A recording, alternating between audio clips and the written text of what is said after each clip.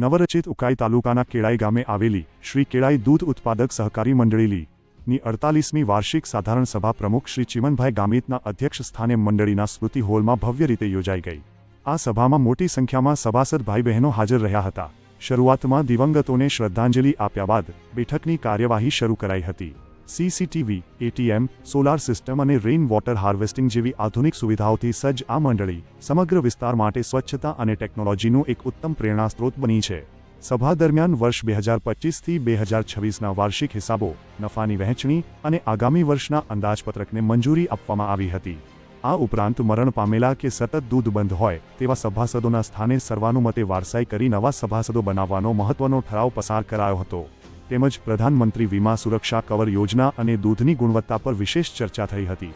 સૌથી ગર્વની વાત એ છે કે મંડળીના સ્મૃતિ હોલમાં વાંચન કરીને ગામના યુવાનો તાજેતરમાં જ પોલીસ અને તલાટીની સરકારી નોકરીમાં ઉત્તીર્ણ થયા છે, જેને ધ્યાનમાં રાખીને આવનાર સમયમાં બાળકોના ઉજ્જવળ ભવિષ્ય માટે ગામમાં એક અદ્યતન લાઇબ્રેરી બનાવવાનો ઐતિહાસિક ઠરાવ પણ કરવામાં આવ્યો છે।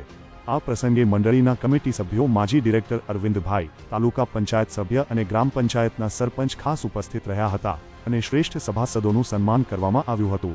દીપકાબેન યાકુબ ગામિત કેલાઈ દૂધ ઉત્પાદક સહકારી મંડળીમાં સપ્ટેમ્બર 2020થી મંત્રી તરીકે ફરજ બજાવું છું।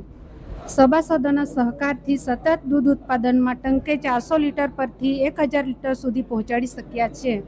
તમામ કમિટી સભ્યોના દીર્ઘદ્રષ્ટિ થતાં વિકાસલક્ષી આયોજન થકી અમારા કાર્યકાળ દરમિયાન સ્મૃતિ હોલ, ભૂગર્ભ drainage line, store room, kitchen shed બાંધકામ, સોલાર સિસ્ટમ, ફાયર સેફટી સુવિધા, ફર્નિચર વોલ, કબાટ, રેઇન વોટર હાર્વેસ્ટિંગ, જાહેર શૌચાલય બાંધકામ, સુરત ડિસ્ટ્રિક્ટ કોઓપરેટિવ બેંકના એટીએમ ઉપલબ્ધ કરાવી શક્યા। આવનાર દિવસોમાં ઠંડા પાણીની પરબ, લાઇબ્રેરી કમ્પાઉન્ડ વોલ, ગેટ સાથેના બાંધકામ તથા તારીખ 5/12/28ના રોજ સુવર્ણ જયંતિ ઉજવવાનું લક્ષ્યાંક છે।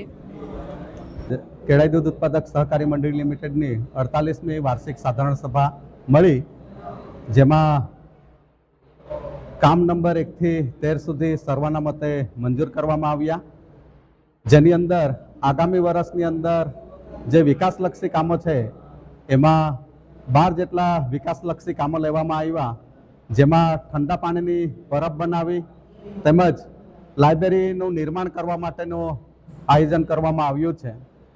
સ્વર્ગવાસ દેવદાસભાઈ રામુભાઈ ગામિત સ્મૃતિ હોલની અંદર લાઇબ્રેરી કામ ચલાઉ ધોરણે કાર્યરત છે। એની અંદર ગામના જુવાન દીકરા દીકરીઓએ વાંચવા માટે એકત્ર થાય છે, જે પૈકી ગઈકાલે આ જ ગામના 4 જુવાન છોકરાઓએ મહેસૂલ તલાટીની પરીક્ષા પાસ કરી એમના ઓર્ડરો પણ એમને આપવામાં આવ્યા, જે માટે કેળાઈ દૂધ મંડળીના સંચાલકોએ એમને અભિનંદન પણ પાઠવ્યા છે।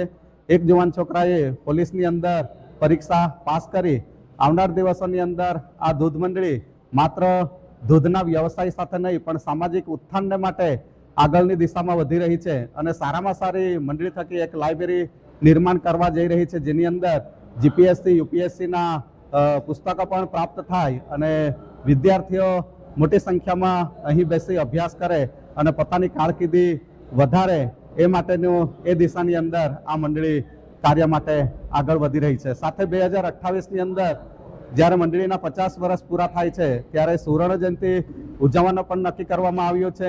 દૈનિક 2500 લીટર જેટલું દૂધ આગળ વધારવા માટે આ મંડળીએ લક્ષ્યાંક નક્કી કર્યો છે। આજની સાધારણ સભા સર્વાનુમતે સારી રીતે પૂર્ણ થઈ એ બદલ મંડળીના કમિટી સભ્યશ્રીઓ, પ્રમુખ મંત્રીશ્રીઓએ સૌનો આભાર વ્યક્ત કર્યો છે। જય હિન્દ। હું ચિમનભાઈ મનાભાઈ ગામિત, ગામ કેલાઈ, તાલુકો સોનગઢ, જિલ્લો તાપીના રહીશ છું અને 2014થી લઈને કેલાઈ દૂધ મંડળીની અંદર દૂધ ઉત્પાદન મંડળી તરીકે હું સંભાળું છું અને વિશેષ આ મંડળીની અંદર 400 લીટર પરથી અમે 1000 લીટર સુધી દૂધ પહોંચાડી શક્યા છે। તમામ કમિટી સભ્યોના દીર્ઘદ્રષ્ટિ થતાં વિકાસલક્ષી આયોજન થકી અમારા કાર્યકાળ દરમિયાન સ્મૃતિ હોલ બનાવી શક્યા, ભૂગર્ભ ડ્રેનેજ લાઇન બનાવી શક્યા, સ્ટોર રૂમ બનાવી શક્યા, કિચન શેડ બાંધકામ, સોલાર સિસ્ટમ લાવી શક્યા, ફાયર સેફટી સુવિધા લાવી શક્યા, ફર્નિચર વોલ બનાવી શક્યા, તેમજ રેઇન વોટર હાર્વેસ્ટિંગ બનાવી શક્યા, જાહેર શૌચાલય અમે બનાવી શક્યા, તેમજ સુરત ડિસ્ટ્રિક્ટ કોઓપરેટિવ બેંકના ATM પણ અમે લાવી શક્યા છે. અને આવનારા દિવસોની અંદર અમે અમારા મંડળીની અંદર એક પાણીની પરબ લાવી શકીશું. અને એક કમ્પાઉન્ડ હોલ બનાવવાનું અમે આયોજન કરી રહ્યા છીએ. અને બીજું અમે આ મંડળીને ઓર પણ આગળ વધવામાં અમે ઉજ્જવળ ભવિષ્ય અમે લક્ષ્યાંક છે.